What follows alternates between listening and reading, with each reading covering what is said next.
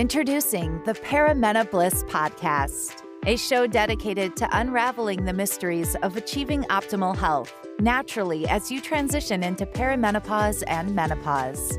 Get ready to join your host, Dr. Seth Yates, an experienced naturopathic doctor, acupuncturist, and kinesiologist, as he shares his wealth of knowledge acquired from over 40,000 patient visits and 15 years in working with perimenopausal females. Welcome to the Paramena Bliss Podcast. Hey, this is Doc Yates, and welcome to the Paramena Bliss Podcast. And on today's episode, which is brought to you by ParamenoBliss.com and ablehealth.us, I want to talk about something that's come up quite a bit with a lot of my clients, especially my perimenal clients, a lot of my mom clients, is anxiety and expectations.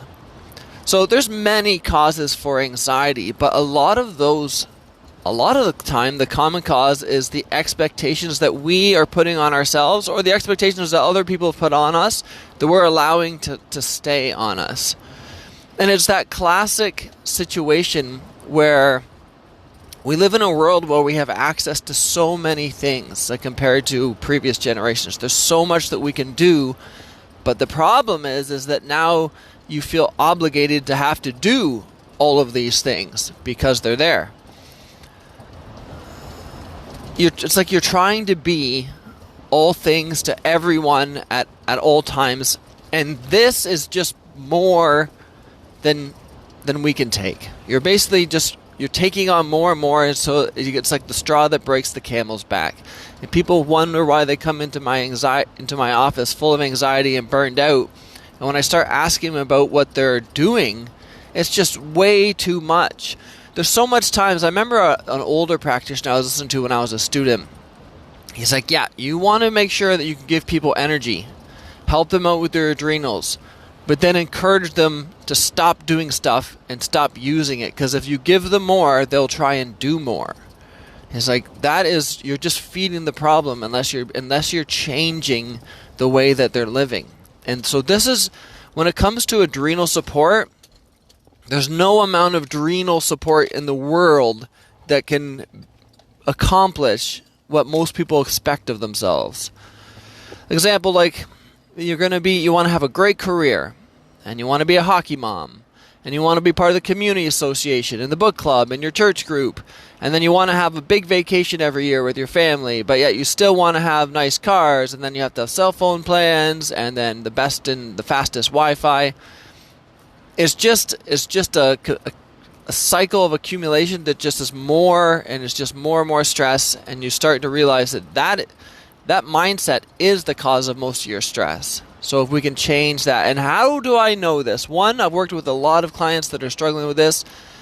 And two, I am equally guilty of taking on way too many things. So this podcast is just as much for me as it is for you, for the listeners. So let's go through a sign here that you are taking on too much. You have to learn to listen to your body and then start questioning yourself. So if you are finding that you are stressed, if you're anxious, or if you're having sleep disturbances. Now, I'm not talking about hormonal sleep disturbances like we've talked about before. So if that classic perimenopause, waking up at between 1 to 3 a.m., that's a hormonal sleep disturbances. However, having problems falling asleep at night or waking up at 4 or 5 in the morning, that, on the other hand, is more of a stress pattern sleep disturbance. And if those things are going on, you should probably start questioning yourself before you start spending massive amounts of money on doctor's fees and counseling fees. Am I just taking on too much? So here's what you want to do. Number one, prioritize. What is actually important to you? What is actually important to you? Every time before you sign up for something or say yes to say something, say, will this be important to me in a year from now? Will this be important to me in 10 years from now? And then, if you ever get the chance when you're taking a walk, I like people to take the cemetery test. Take your walk, go through a cemetery, start looking at the dates, and start on those tombstones and start realizing at the different ages that people can die really young and say, is this stuff still important to me now? Because if it's not, I would not be signing up for it. Don't take on too much, which leads to point number 2. Learn to say no. It's a really, really hard thing to say. And yeah, even me just saying it right now, say no, it's like, oh, I don't know. It's not easy to do. But you do have to learn to say no. Because if you're just feeling guilty about taking on or doing more and more things, you're only going to be further spiraling down this problematic rabbit hole. So learn to say no. Number 3 of the stuff, so we've talked about what to do before you sign up. We've talked about how to avoid taking on more. Now go through and see what are the things that you're doing. What can you cut? So cut is point number 3. 3 cuts. Cut. What can you cut out of your life that is not really serving you or serving your priorities? Like, how many different things have you subscribed to? How many things are you paying for? Like, and this doesn't have to be just time. It can be money. So are there different things that you're doing that's taking up your time that's just wasting it? Check your monthly credit card bills. Are there different subscriptions that you've signed up for that you don't even really use? Cut them all. Like, cut all of that extra crap out. It's only going to be added stress for you. Number 4, automate, delegate, and consolidate. I was going to say combine, but all of a sudden consolidate just came out. It just flows so much better. So automate, delegate, and consolidate. So that is one of the nice things in today's world, is that there is so many things, so many little tasks, so many things you can do at work or at home that you can completely automate so that you don't have to worry about it.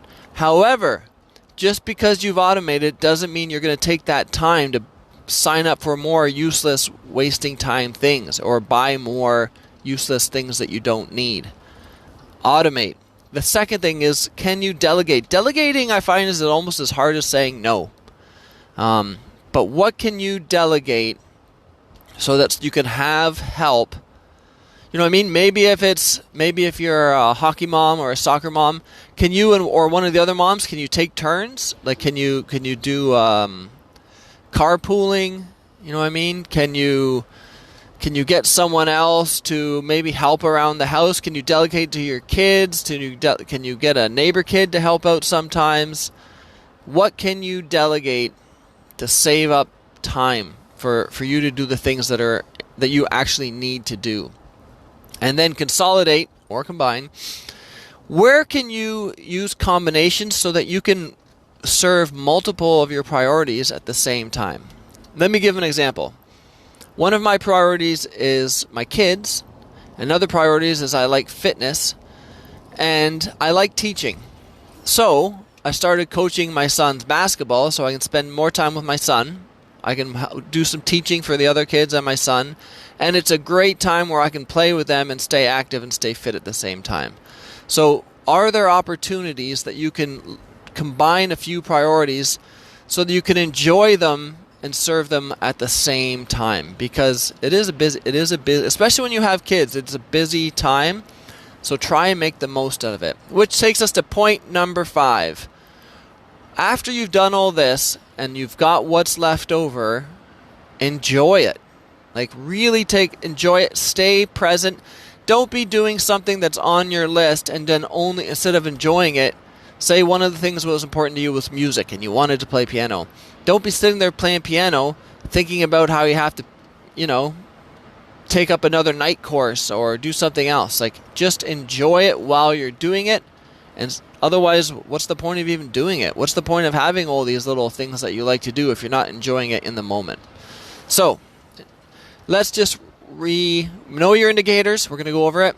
Prioritize, say no, cut, automate, delegate, and consolidate, and then actually enjoy what's left over and what you're doing.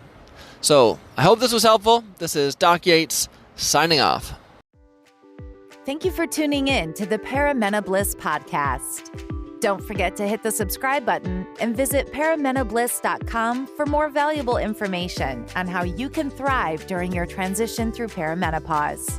Join our community of like-minded women who are dedicated to achieving optimal health naturally, and stay up to date with the latest tips, tricks, and advice from Dr. Seth Yates. And we'll catch you on the next episode of the Perimenobliss Podcast.